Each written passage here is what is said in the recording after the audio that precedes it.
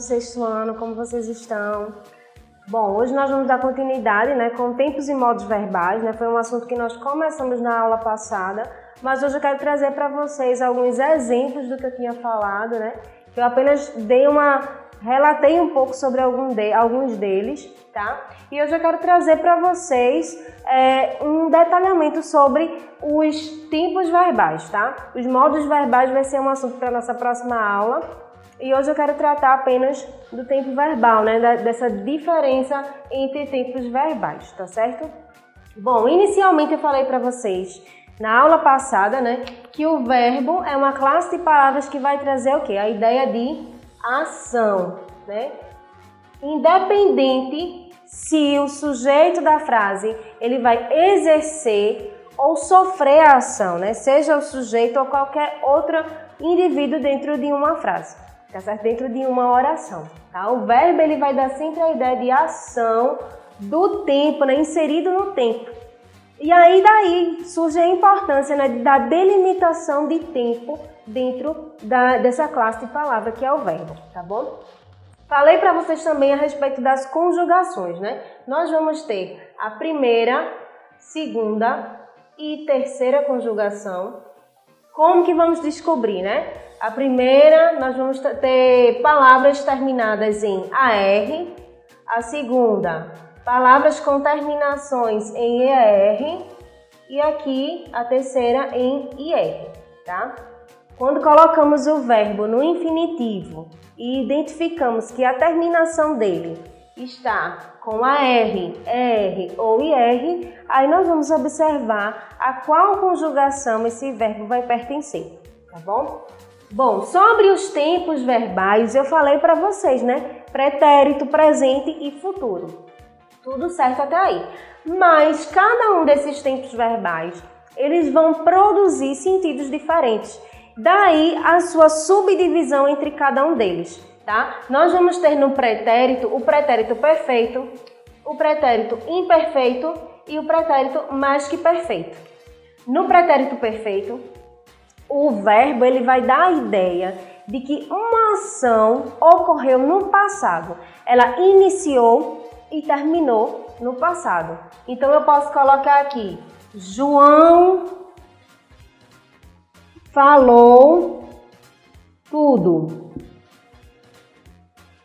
O verbo falou dá a ideia de que esse acontecimento aqui ficou lá no passado, tá certo? Então é quando o pretérito perfeito é quando a ação ela começa e termina. Ela não é uma ação constante que aconteceu várias vezes.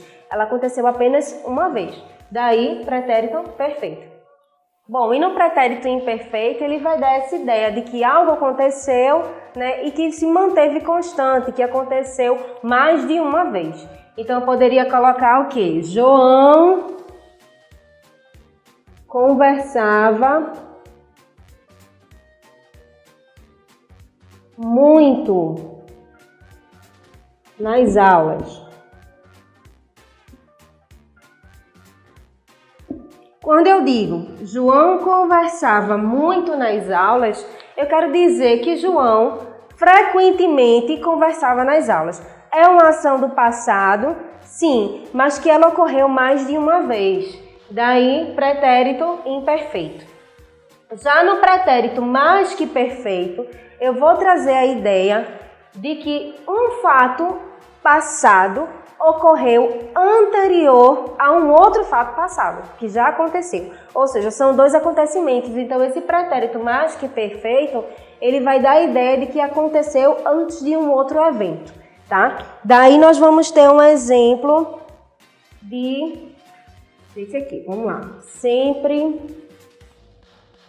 nos faltara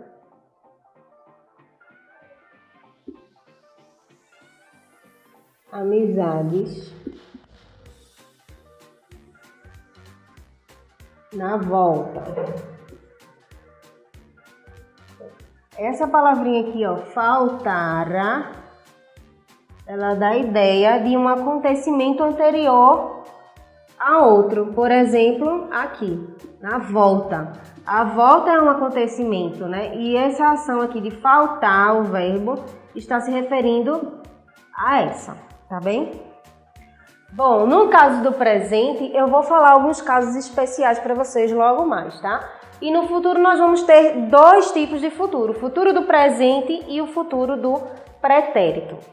No futuro do presente, nós vamos ter uma ação que irá acontecer a partir do momento atual.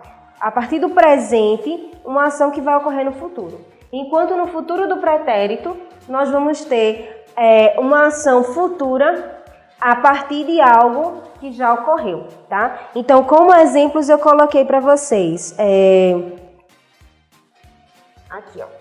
Assim que seus pais chegarem,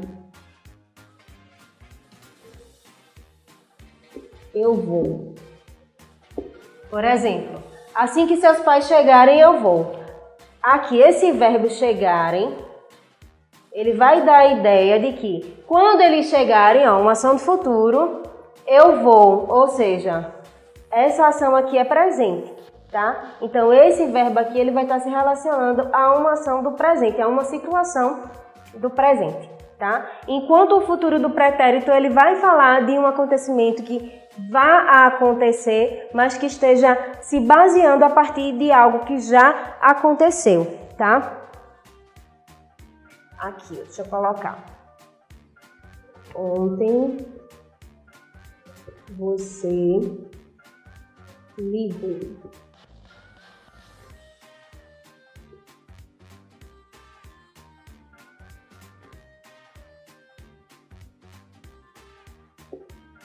Ontem você ligou dizendo que viria.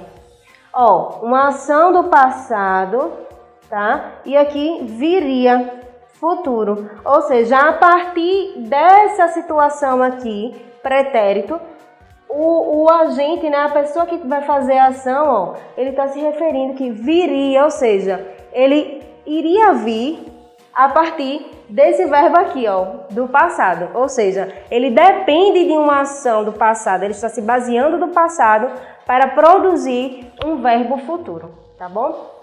E nesses casos especiais do presente, eu trouxe para vocês dois tópicos, né, dois exemplos interessantes, né? O presente, o verbo no presente, ele pode surgir com o valor de pretérito ou com o valor de um futuro próximo, tá? Eu coloquei aqui como exemplo aqui para vocês com valor de pretérito, vamos lá.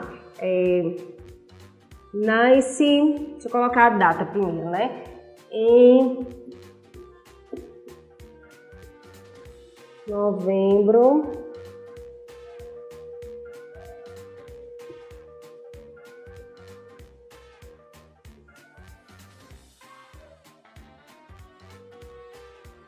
Juliana.